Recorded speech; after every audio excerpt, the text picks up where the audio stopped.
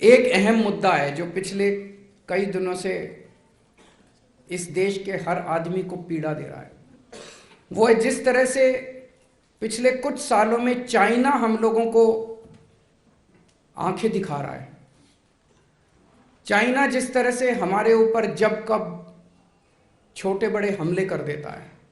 हमारे देश के जवान बॉर्डर के ऊपर चाइना का डट के मुकाबला कर रहे हैं, अपनी जान तक दे रहे हैं। कई जवानों ने अपनी जान दे दी। उसके बावजूद सुनने में आता है कि चाइना कहीं पे इतने किलोमीटर अंदर घुस गया, चाइना कहीं पे इतने किलोमीटर अंदर घुस गया। भारत सरकार कहती है नहीं नहीं सब ठीक है।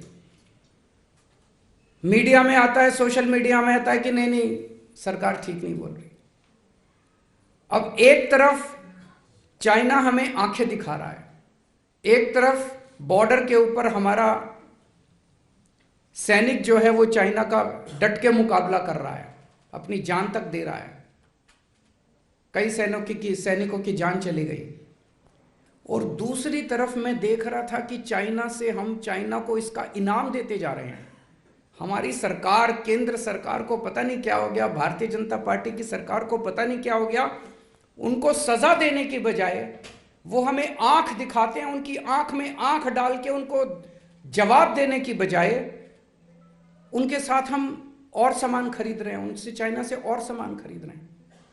2020-21 में यानी कि पिछले से पिछले साल में हमने $65 बिलियन का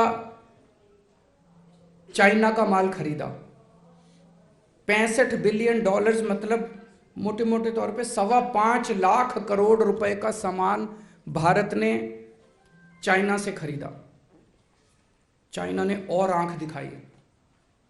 तो भारतीय जनता पार्टी की सरकार ने अगले साल $95 बिलियन का 7.5 लाख करोड़ का और सामान खरीदा, उनसे और सामान खरीदा।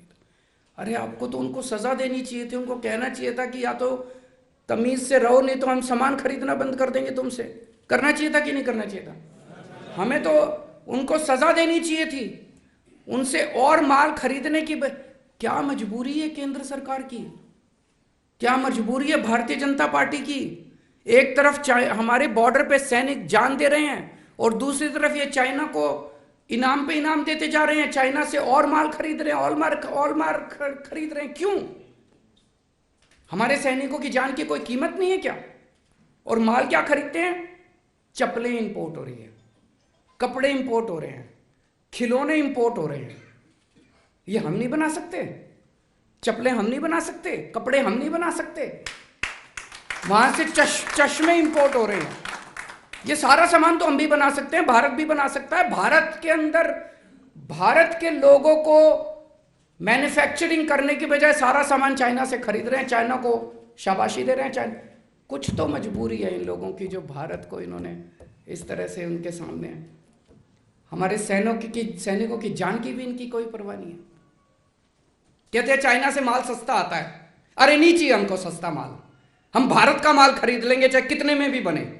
हमारे भारत के लोग जो हैं वो कट्टर देशभक्त हैं, अपने सैनिकों की जान की कीमत है हमारे लिए। हमें नहीं चाहिए चाइना का सस्ता माल।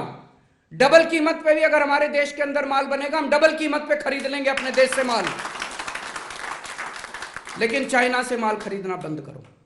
आज मैं इस मंच के जरिए भारत के लोगों से अपील करता हूं कि चाइना के माल का बॉयकॉट करना शुरू करो।